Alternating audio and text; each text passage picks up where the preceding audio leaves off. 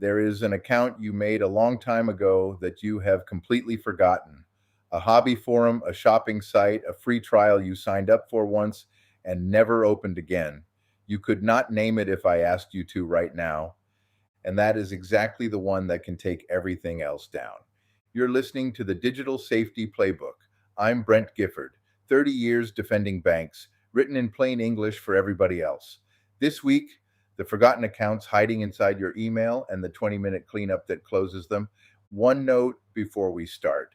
Ryan is a composite, a fictional name and scenario built from real account takeover cases I have watched play out again and again. The details are invented. The pattern is painfully real. Ryan is 38 and he grew up online. First email in middle school, a college inbox, a decade and a half of signing up for things, forums, shopping sites, a fantasy football app, a photo service he used exactly once for somebody's wedding, hundreds of accounts, and he would have told you he was careful. Good passwords on the things that mattered. Two-factor on his bank. If you had asked him to rate himself, he would have said better than most. And he would have been right. Then, one Tuesday, his email started resetting itself. Password change notices he had not requested. A login from a city he had never visited. By the time he understood what was happening, someone was inside his email, his cloud storage, and one of his credit cards. Here is how they got in. And it was not through anything he was protecting. Back in 2013, he had made an account on a small hobby forum with a password he reused everywhere at the time. That forum was breached years ago. He never heard about it, never thought about it again. There was nothing to think about because, as far as he knew, nothing had happened. His email address and that old password sat in a database that gets bought and sold and traded quietly for years. And eventually someone tried them on his email account. One of them still worked because that ancient password was close enough to one he still used. From his inbox, they did not need to hack anything else. Email is the reset button for everything. They just clicked forgot password on account after account and let his own inbox hand them the keys.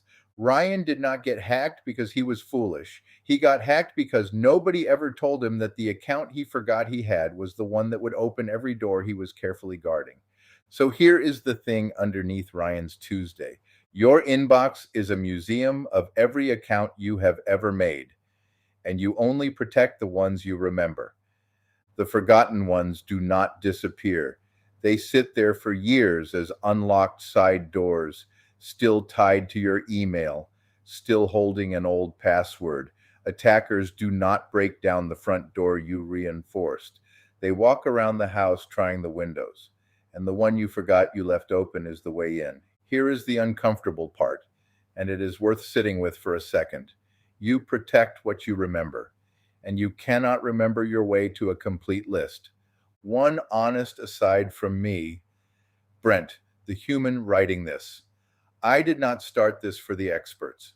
I started it for the people I love, and for everyone who reminds me of them.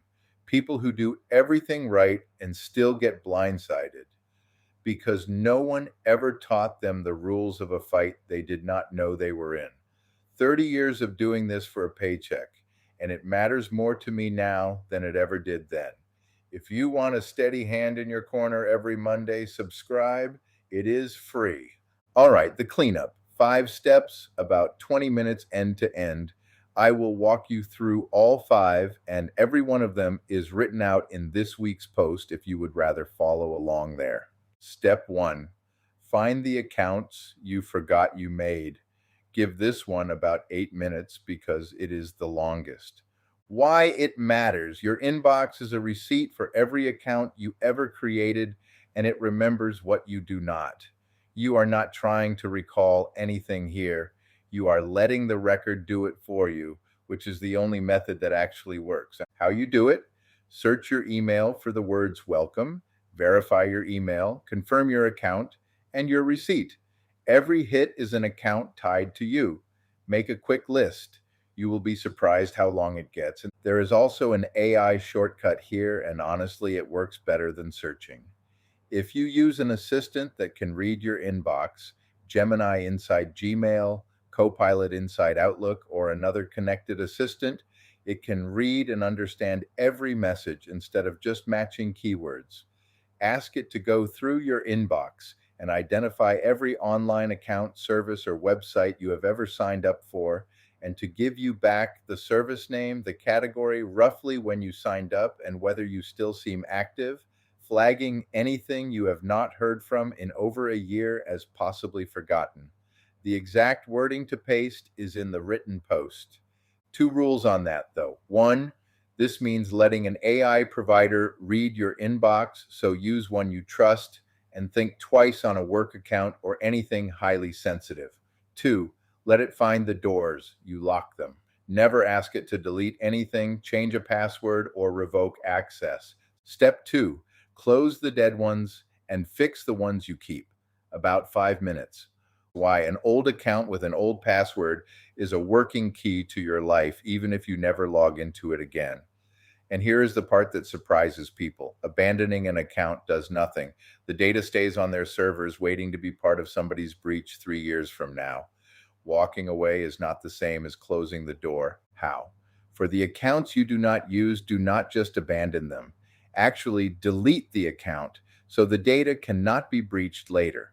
For the ones you keep, give each one a new, unique password. A password manager makes this painless. Step 3. Revoke the old sign in with Google, sign in with Facebook, and sign in with Apple connections. About 3 minutes. Why? Every time you took that shortcut, you handed some website a standing permission slip to your main account. Years of those grants are still active, sitting there. A breach at any one of them becomes a door into the account that matters. How? In Google, go to myaccount.google.com, open security, and find your connections to third-party apps. In Facebook, it is under Settings, then Apps and Websites. On Apple, it is Settings, then your name, then Sign in with Apple. Revoke anything you do not recognize or no longer use. Step 4. Check for forwarding rules and filters you did not create. 2 minutes. And this is the one people skip. Why? The first thing an intruder does is set a silent rule that copies your email to them, which means they keep getting your password reset messages even after you change your password. This is why people get rehacked a week after they think they have fixed it. They changed the lock and left the mail slot open.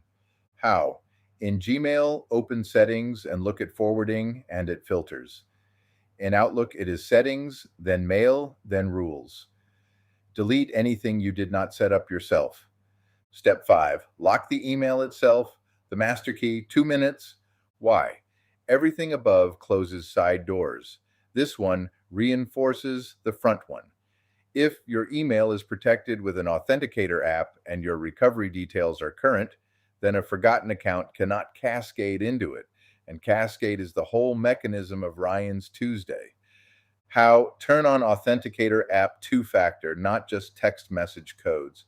Update your recovery phone and your recovery email, and remove any old recovery addresses you no longer control. So that is the 5. Find the forgotten accounts, close or fix them, revoke the old sign-in connections, delete the forwarding rules you did not create, and lock the email itself. Now walk back through Ryan's Tuesday with those 5 in place.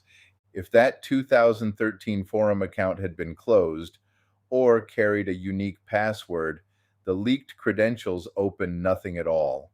If his email had authenticator-based two-factor, the old password alone is not enough to get in. If he had checked his forwarding rules, the intruder could not have kept intercepting his resets after he changed his password. Any one of the 5 would have broken the chain.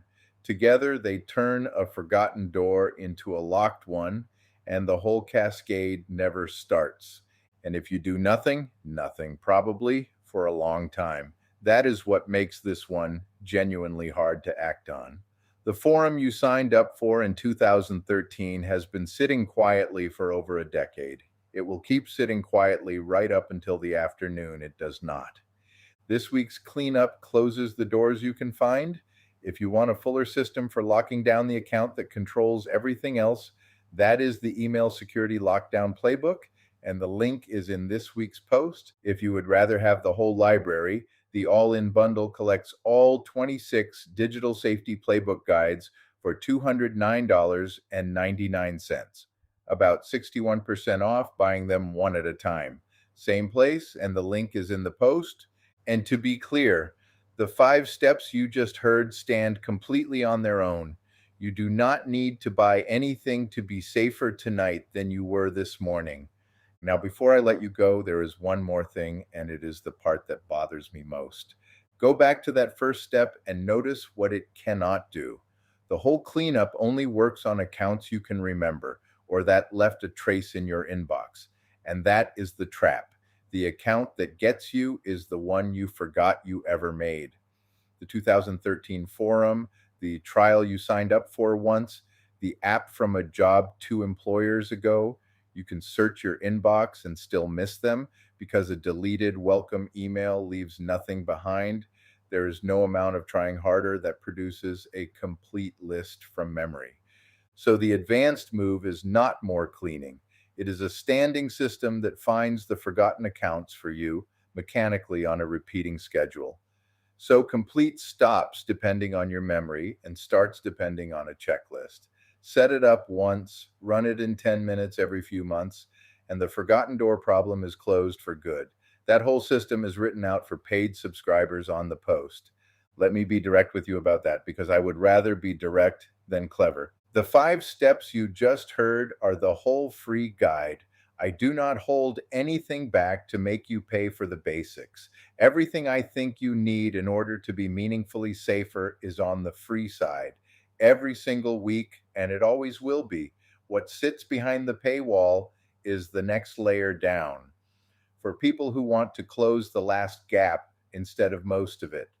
A paid subscription gets you the advanced move at the end of every issue, like the standing system this week. A monthly guided sprint with printable checklists, and a first 60 minutes one-pager for the day something actually goes wrong, the one you want already printed, not the one you go hunting for at 11 at night. It is $8 a month or $80 for the year. And I will say the quiet part out loud. That is also what pays for this. There is no sponsor, no advertiser, nobody paying me to recommend a product. It is readers or it is nothing. If this has been worth something to you, subscribing is how it keeps going, and you get the deeper layer every week for it.